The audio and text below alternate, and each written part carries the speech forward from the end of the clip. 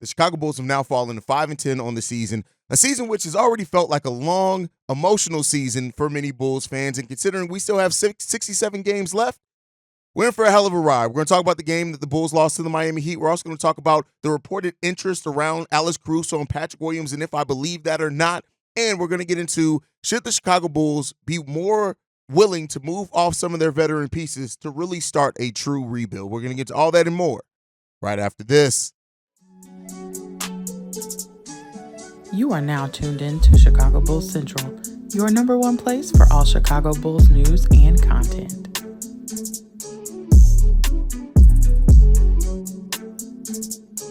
What's going on, Bulls fans? Welcome to another episode of Chicago Bulls Central, your number one spot for everything Chicago Bulls related. I'm the host, Zach Haize, but more importantly, you guys can follow the channel at Bulls Central Pod on every social media platform we happen to be on. With that being said, let's go ahead and get into the content for today. Chicago Bulls lost 118-100 to the Miami Heat. It was just, listen, at the end of the day, when you look at it, the Miami Heat completely dominated that game from start to finish. The Bulls got off to another slow start, not as bad of a slow start, right? Not the 22-1, right? But they still got off to a slow start. But at the end of the day, the Bulls they didn't win a single quarter in this game. And despite some efficient shooting on the night for the most part, we just couldn't get it done. The Chicago Bulls shot the ball over 50% from the field in the first half of the game, and I think over 40% from three-point range. They ended up finishing the game 29% from three-point range and 45% from the field. You know, not great numbers, but still respectable, more respectable than what they've shot the ball at times this season. But then when you look at it, right, the stat sheet would be misleading, and this is why I always say it's bigger than what the box score will show you. DeMar DeRozan and Zach LaVine both shot the ball efficiently, didn't shoot the ball very much at all. DeMar DeRozan goes 6 of 10 from the field for 15 points, 5 assists, 4 rebounds, 1 block. Solid stat sheet. Not amazing, but solid. Zach LaVine goes 5 of 9 from the field, 2 of 6 from three-point range. He also chips in 3 rebounds, 5 assists, and only 1 turnover from Zach LaVine. Efficient basketball, 13 points from him. Alex Caruso with 13 points, going 4 of 10, 4 rebounds, 3 assists, 1 steal, 1 block. Alex Caruso always fills up the stat sheet. And then you had Kobe White leading the Chicago Bulls in scoring with 20 points. He also had 5 rebounds, 3 assists, 1 steal, 1 block, 2 turnovers from Kobe White. Vooch had an 18-8 game, but Vooch was absolutely abysmal defensively in most part of that game. They attacked the paint. They attacked Vooch, and they finished around the rim. Now, it wasn't all on Vooch, right? The point of attack defense was god-awful for most part in this game as well, and that's just what it comes down to. The Bulls also 11 turnovers. The Miami Heat won the second chance points. They won the transition points. They won the points off turnovers. They won every single meaningful battle. While the Bulls did lead the rebounding battle in the first half, they ended up losing the rebounding battle by double digits. Like, this game was trash. Like, it was absolute trash played by the Chicago Bulls. That just is what it is, right? And the Bulls team keeps losing games by just lack of execution overall. And, you know, again, this was another night where the shooting wasn't necessarily terrible, but it wasn't great either. Zach LaVine, for the first time in his career as a Chicago Bull, had back-to-back games where he took 10 shots or less. This never happened. Never happened at all. The Chicago Bulls are also the dead last team in the league in points scored in the first quarter. Those type of things. It's just tough to win games with that type of play. And the Chicago Bulls got some. Listen, we keep saying all day that they got some questions that they need to find answers to. But at some point, you have to realize the answers to those questions aren't on your roster. You're probably not going to find it with this version of the roster, and that's currently where we sit at right now. Zach LaVine on the shooting, he says this: I was trying to do everything I could to be aggressive, get down and create for others. I think me and DeMar both were playing the right way and taking shots when we needed to. It worked last game. Today was a different story. Now, as far as it working last game, it worked in the sense that you did get the win. But overall, like, I would say this: they are changing the way that they play. And you can't deny that. I know, I've even criticized Zach for not taking more shots, especially earlier in games, things like that. But he is doing some other things and trying to facilitate and create for others. It's a fact there, right? Now, it's not being successful in it, and I think that we need Zach and DeMar to be Zach and DeMar to a degree. Yes, we do need them to move the ball a little bit more. We need the not to have as much isolation ball. We need those things, but we still need them to be the aggressive scorers that they can be, because I tell you what, when you get 1 to 2 of DeMar, Zach, or Vooch going, any combination of the two of those going, the other guy kind of facilitating for the other players, whatever it is, that's when the Bulls have been at their most dangerous, at least as long as we have this version of the Chicago Bulls roster. And so at this point, I don't know if it's an indictment against Billy Donovan. I don't know if I'm not going to say that the players, there's a lot of possible storylines you can go into and we can get into the soap opera type things. But at the end of the day, regardless of whatever anybody's doing, it's not working for the Chicago Bulls team. We are 5 games below 500. We're only 15 games into an 82-game season.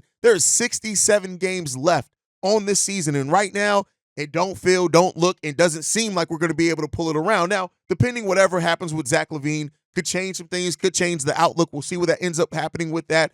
But again, you guys know I've said it before. I don't have a very positive outlook. The Bulls haven't won a trade outright, honestly, since the Eddie Curry trade. And, I'm just talking about a straightforward trade, not signing trades, whatever.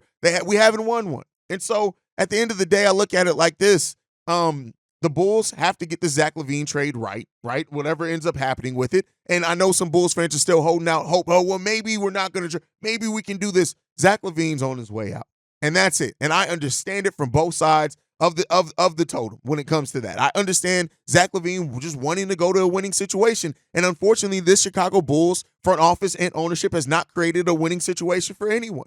Now, Billy Donovan also had some comments as far as the play out there on the court, and he said this. My conversations talking about Zach LaVine, my conversations with him have been more about basketball piece of it and how, as a staff and myself, can help him. What he's seeing out there, how it can impact the slow starts. I did not see anything different from him in the locker room when I walked in. I didn't get a guy who wasn't in the locker room or in a different room or upset or pouting or turned around. I talked to him after the game. He talked to the players after the game. I saw the normal Zach LaVine. He also said this when it comes into it. If you look at his play, and that's what I'm focused on, the coaching piece, he's generating a lot of assists for guys in terms of closeout opportunities. I like to see him be more aggressive in the first halves like he is in the second halves. I think that would help our team. I think he's trying to help our defense. So you're hearing from the coach there that he typically likes the way that Zach LaVine is playing. He does want him to be more aggressive in first halves. And when you really look at it, just a couple of more shots, right? For those that are really shitting on Zach LaVine for the number of shots that he does or does not take, which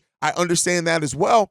You just add 4 more shots in the first half. That looks more like the typical Zach LaVine that we're used to seeing. So he is making adjustments to his game. We talked about the adjustments that the team as a whole were trying to do coming into the season. And like I've said, about 4 games into the season, the Chicago Bulls are finding a different way to get there, but the results are staying the same, and the results are struggle. And so that's what we're seeing from the Chicago Bulls team. And so, him and DeMar, would I like to see them be more aggressive? Absolutely. Would everyone, do we need them to be? That's apparent. Shout out to the game that Kobe White had, right? Kobe White leading the Chicago Bulls in scoring. Alex Caruso bringing the energy yet again. Billy Donovan has already said he wants to see the starting lineup that with Alex Caruso at the 4 for a few more games before he makes any more changes to that starting lineup. So we're going to have that small ball lineup out there for at least the foreseeable future. I would say we're probably going to make it through this road stretch that the Chicago Bulls are going out on before you see any other changes to that starting lineup. And so, whatever that brings or does not bring, it is what it is there. But we got tests coming in, right? And I can't even say they're tests. We got whole mountains to try to climb, right? We got OKC Thunder first on Wednesday. We got the Toronto Raptors on Friday, a team that always plays this stuff. And then we got Brooklyn on Sunday and Boston next Tuesday. So it's going to the next week for the Chicago Bulls. They're going to be on the road the next week. They've been at home for basically 2 weeks at this point in time. It's going to be a tough stretch for the Bulls. And this may be the stretch that completely breaks either the Bulls fans or the mentality of the team. And so, that's where it sits right now. Now, a lot of people have still been asking and, talking about the situation with Zach and the Bulls PR. And Billy Donovan had this to say about it. Video of Zach after that last game. What was your reaction to that? What was your disappointment level? And have you spoken to him about that and his reaction? Yeah, I mean, I didn't see it in real time. Obviously I'd heard about it. I think it's well, the first thing I would say is that just me being here for the time that I've been here, I really think we have really good quality people, really good people. And that goes from players to medical to PR, everybody. I think they're really great people to work with. My thing is I want everybody to treat each other with respect and class and help each other do their job. Because we all have jobs to do, and they're very demanding, and they're difficult. And there's emotions in that, right? The only thing I'll say about Joe is it's been handled internally. It's been discussed internally. I don't want to get into what those conversations are or what happened, but certainly it's been addressed. But that would be my wish, is that everybody, helps each other in their job and handling their job and doing their job to the best of their ability. Did you handle it, or was it Archie? I just want to say it was just internally handled. I'll just leave it at that. I just want to leave it at that it was internally handled. In your time here, don't you feel that Zach has more often than not treated people with respect? Yes, absolutely. Yep. But I'm saying that goes across the board for everything, even when you guys are not there. Whether it's our coaching staff dealing with the cleaning people that are coming in at 5 o'clock in the morning to clean the place up, or whether it's the people in the kitchen that are cooking meals for our staff and people, whoever it is. When we're in that building, everybody's doing a job, and you all want to be treated in a way really more so to help each other do their job. I think that's important. Everybody needs some kind of help in their job. Not that they need to have the job doing, but you can make the job easier for somebody. And I think that we've all just got to be mindful of helping one another. And let that be it. We're closing the chapter on that. It is what it is. Billy Donovan said it was handled internally. I like the way that he explained it, saying that everybody has a job to do. They're there to do a job. We can help people do a job. That's it. We're closing the chapter on that. We're moving the hell on. With that said, there was a report that came out yesterday and talking about moving on, that their teams are having a lot of interest in Alex Caruso and Patrick Williams. And that really, the Alex Caruso part doesn't surprise me. And the Patrick Williams part, I have an interesting take on it that I want to know how you guys feel about it. For one, when it comes to Alex Caruso, we know every team that's a championship contender should be making calls on Alex Caruso. And the reason being, he's a $9.5 million contract. It's easy to match that contract. He has another year of a friendly contract at a little over $9 million. And then at that point in time, you'd have to re-sign him. And when Alex Caruso re-signs, he's getting at least $15 to $18 million when he signs his next contract, with what he's been able to prove and how he's been able to impact the game positively. And so that is why you're probably seeing, and when you hear people say like there's technically more interest in Alex Caruso than it is for Zach, because listen, it's not a $40 million contract. It's so much easier to fit and match a contract for $9.5 million without completely really upending a lot of your team. And then keep in mind too, with Alex Caruso probably going to a team that's a near contender, that means that their first round picks aren't going to be high. So the Bulls can get multiple first round picks back potentially for Alex Caruso. So the market out there for Alex isn't something that I'm not surprised at. I'm not surprised at all when it comes down to it. I think it makes a lot of sense that there's a big market for Alex Caruso. And I think that if the Bulls do look to go completely blow up this roster, right, and completely kind of scorch the earth and start over, that Alex Caruso could be on the move and the Bulls could get some nice assets back for it. So that doesn't surprise me. But then you get into the Patrick Williams piece of it. That a lot of teams are interested in Patrick Williams. And this comes down to posturing in a way, right? Do I think that teams could be interested in Patrick Williams? Absolutely. You know why? Because I think a lot of teams see, and especially if you're a team that trusts and has time to develop, that you look at Patrick Williams and say, listen, the Bulls will probably we can get him probably for low right now. If you look at the history of former lottery picks that have struggled that end up being traded, you don't get big returns back for him. So if a team does still believe in the potential of Patrick Williams, then they look at it and say, hey, that situation over in Chicago is fucking shitty. And so Patrick Williams, we still think that Patrick Williams has some potential left in him, and we think that we can untap that. For example, if a team like the San Antonio Spurs wanted to trade for Patrick Williams as part of any other deal, I would say that they trust that they're going to be able to develop him and make him hit closer to that ceiling he came into the NBA with. So it surprises me in some ways, but it doesn't in others, because I do think the vultures are starting to circle the Chicago Bulls. And because those vultures are circling, it means that they think that they can get some of these pieces off the Bulls fairly easily. And Patrick Williams being a former lottery pick, a player that's still going to be younger than some rookies coming into the league, that if you think you can get that player low and a low-risk deal, you would be crazy not to be interested in, especially if you're a team that's not necessarily a team that's pushing for a championship, and if you can get him to hit a ceiling, it completely raises the potential of your roster. It doesn't surprise me in that sense that some teams would be interested in Patrick Williams either. But I don't think the Bulls should bite on it, because I don't think the return's going to get back well on that. I just don't. I don't see it for that in a potential Patrick Williams deal. Now, if you package Patrick Williams with a player like Alex Caruso, because Alex Caruso's salary is so low, maybe you do something like that. But at the end of the day, I still think that there is a higher chance than not Patrick Williams is back on the Chicago Bulls team. But with that said, we're talking about the Bulls kind of moving into it. There have been a lot of people that expect now the Bulls to be sellers. And while everything that we're hearing kind of internally has said that the Bulls aren't planning to go full rebuild, they aren't planning to blow everything up, the biggest question that we have here is, again, is this front office going to be missing and putting themselves behind the 8 ball yet again by refusing to deal some of the veterans, right? Do not get me wrong. I love Alex Caruso.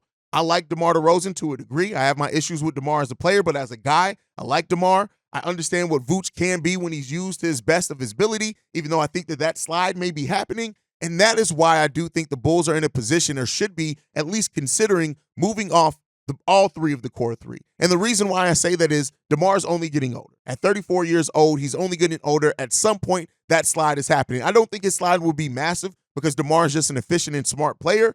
Nikola Vucevic. You got Nick. I love Vooch. You guys know I've been a Vooch supporter when people were shitting on Vooch. But at some point, depending on what you get back for the Zach LaVine trade, and it really all hinges on that. If they get a nice deal back for Zach LaVine, then okay, cool. You keep it pushing, right? Whatever you want to do. But I do think by not making yourselves at least open to the possibility of moving off most of the core 3, if not all 3 of them, you may put yourself in a worse position, or again, find yourself behind the 8 ball. And that is one thing that we find this front office doing. They don't commit all to one thing or another. And I think at this point, it's time to commit to one path, meaning that if you're going to compete, go full compete, meaning you may have to trade off some of these young pieces to bring in veterans, not necessarily older players, but players that have been in the NBA for sure, that you know what you're getting in them. And if you're not going to do that, go younger. Let these players develop. Kobe White is a player that still has room to develop and grow. Julian Phillips, listen, of course he still has room. He's a rookie, right?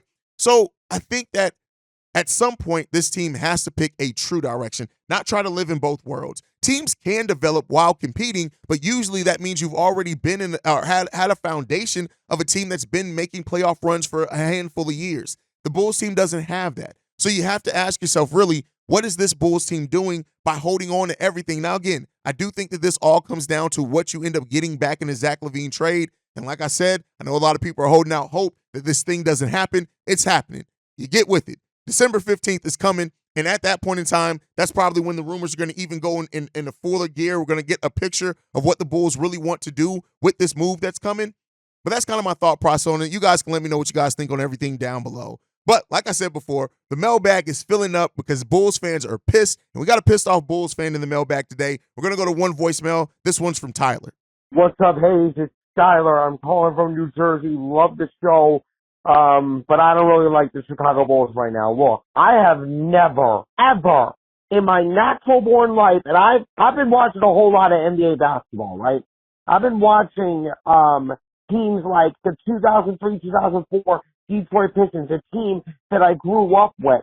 I've watched the Miami Heat from 2013, 2014 with like LeBron James, Chris Bosh, Dwayne Wade and the crew. I have never seen a team play with less heart and less fucking fight than the Chicago Bulls have played in this game. I mean, it's a combination of a few things, really. Number one, we have no leadership and no direction whatsoever. It seems like the front office doesn't even give a damn. It's like the ownership and whoever's like the general manager, whoever's leading like the front office, just doesn't even give a fucking shit about the Chicago Bulls. And quite frankly, as a first-year Bulls fan, I'm almost to the point of saying, you know what? Screw it. Totally rebuild. I mean, I knew that when Lonzo Ball got hurt, I knew my first year as a Bulls fan would be really difficult, but my God, did I take a really long time to support this team. Now, I still love Chicago. I still love the Bulls. I still love the United Center, but God damn it, this team is filled with so many holes, it's not even fucking funny. We cannot even read the scouting report. We allow guys like Haize Jr. to go absolutely off. We allow them to get offensive rebounds. We don't have a fucking clue what boxing out means. We don't know how to grab offensive rebounds. We don't know how to win 50-50 balls. And I love the fact that Kobe White played his heart out tonight. But if Alex Caruso is the only Bull that plays with heart every single night, we're not going to go anywhere. Honestly, the Chicago Bulls need a team leader. As a matter of fact, we need a team captain because we haven't had a damn leader in Chicago since Derrick Rose and Michael Jordan. I'm sick of this shit, man. We're all sick of it. until something changes, this is going to be a long season for me. This might not be the only time that you heard from me, Haize. I appreciate you. I appreciate everything you do for the show. Go Bulls, trying to survive. I love this voicemail because, yes, the Bulls struggle at the basics, moving without the ball, closing out, boxing out, following up your shot, fighting for offensive rebounds. This team struggles at the basics. Now, again, that comes down some to coaching, that comes down to some to the roster construction, that comes down some to players, and just them not having the personal responsibility of how they play and holding themselves accountable. There's a lot that goes into that. The Bulls also not having a leader. Alex Caruso is probably the closest thing we have to a leader on this team. DeMar is that in the locker room. He's a locker room leader, absolutely, and I don't want to take that away from him. But I'm talking about on the court, somebody who's going to get in guys' faces. We don't have that. And typically, when this Chicago Bulls team does that, it looks like a bunch of goddamn people just arguing over stupid shit, right? It doesn't look like somebody taking the reins of ownership of this team and trying to really guide this team to play better than what they have been doing. And so a team without a leader, a team without drive, a team without focus is always destined to fail. And that is what we're seeing right now from the Chicago Bulls team. And it's been a struggle, and it's going to continue to be a struggle until this team steps up and tries to get some shit done. And let's hope. Like I said, regardless of wherever side you sit on the Zach LaVine trade, the one thing that this is going to do is force this front office to do something different. And that's something that I, for one, appreciate, right? And I hope that we can come out on the other side of this with a more clear direction and path. Am I being too hopeful? Probably. But that's my hope, at least, coming into this. But thank you guys again for tuning in to another episode of Chicago Bulls Central. Make sure you guys are following the show at Bulls Central Pod on every social media platform. You can also send us any feedback, questions, comments, concerns, bullcentralpod@gmail.com. Lastly, if you want to leave a text message and or voicemail, the number to do so, 773-270-2799. We are the number one spot for everything Chicago Bulls related, thanks to you guys. And like I like to end every episode on, go Bulls. Love you guys. See red if you can, y'all. Peace. This has been a presentation of the Break Media.